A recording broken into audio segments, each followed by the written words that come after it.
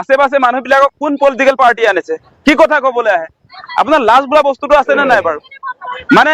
জুবিন দাকটো জীয়াই থকা অৱস্থাত সন্মানটো নিদিলে আপোনালোকে এতিয়া তেওঁ আমাৰ মাজত নাই তাৰ পাছতো জুবিন ভিডিঅ'টো ভালদৰে চাব আকাশ জলেদাই কি কৈ গ'ল ভিডিঅ'টো শেষলৈ চাই থাকিব সকলোলৈ অনুৰোধ থাকিল জুবিন ক্ষেত্ৰলৈ মানুহ আহিলে আপুনি কিয় বেয়া পায় আপুনি নিজে নিজে ডুপ্লিকেট হয় নে নহয় এই কথাটো বিবেচনা কৰক জুবিন দাক ছিংগাপুৰলৈ কোনে আনিছিলে ভাৰত চৰকাৰ মানে কোন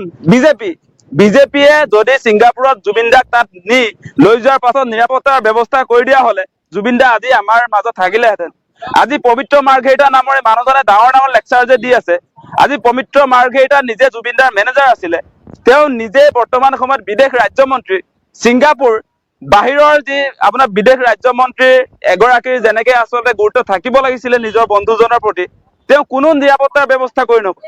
একো ব্যৱস্থাই কৰি নিদিলে সেইকাৰণে ছিংগাপুৰত থকা মানুহে জুবিন দাক সাগৰলৈ লৈ গ'ল য'ত আচলতে পানী আৰু জুইত জুবিন দা যোৱা বাধা আছিলে সেই কথা বতৰাবিলাক আমি বুজি পাইছো জুবিন দাৰ মৃত্যুৰ পাছতো ৰিণিকী ভূঞা শৰ্মা আপোনাৰ পত্নীৰ ফেশ্বন শ্ব' চলি আছিলে বুলি কৈছে সেই কথা বতৰাবিলাক আজি অসমৰ সংবাদ মাধ্যমত হওক আজি সামাজিক মাধ্যমত কোনেও চৰ্চা কৰা নাই আপুনি ভাবিছে নেকি মানুহে কিন্তু পাহৰা নাই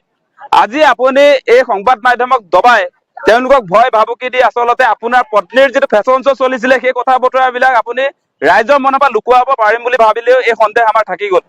আপোনালোকে যে চামকানু মহন্তৰ লগত লগ লাগি জুবিন দাক ছিংগাপুৰলৈ নিলে তাৰ পাছত কোনো প্ৰয়োজনীয় ব্যৱস্থাপনা কৰি নিদিলে আপোনালোকৰ কোনো দায়িত্ব যে নললে সেই কথাটো আজি প্ৰমাণ হৈ গ'ল আৰু আপোনালোকে এটা কথা চাব দেই অসমবাসী ৰাইজক এটা কথা কওঁ যে আজি কেইদিনমানৰ আগত ৰিণিকী ভূঞা শৰ্মা ইয়াত এয়াৰ ৰেহমানক আনিছিলে গুৱাহাটীত গোটেই থকা মেলা খোৱা গোটেই ব্যৱস্থা দেখোন চৰকাৰৰ ফালৰ পৰা কৰি দিছিলে আজি জুবিন দাৰ ক্ষেত্ৰত কিয় চৰকাৰে নকৰিলে চৰকাৰে মাতি নিলে জুবিন দাক ছিংগাপুৰত আপোনাৰ মাতি নিয়াৰ পাছত তেওঁৰ কোনো ধৰণৰ আচলতে দায়িত্ব নললে সেই কথাটো অসমবাসী ৰাইজে বুজা দৰকাৰ মুখ্যমন্ত্ৰী নিজে অপৰাধী তেওঁ চিঞৰি কথা ক'ব নোৱাৰে তেওঁ নিজে অভিযুক্ত মুখ্যমন্ত্ৰী হিমন্ত বিশ্ব শৰ্মা অভিযুক্ত তেওঁ আজি 10-15 বছৰে নৰ্থ ইষ্ট ইণ্ডিয়া ফেষ্টিভেল এই ফেষ্টিভেল মহন্তটো পাতিবৰ কাৰণে সদায় চৰকাৰৰ ৰাজকোষৰ পৰা টকা যোগান ধৰি আছিলে সেই কথা আমি পাহৰি যোৱা নাই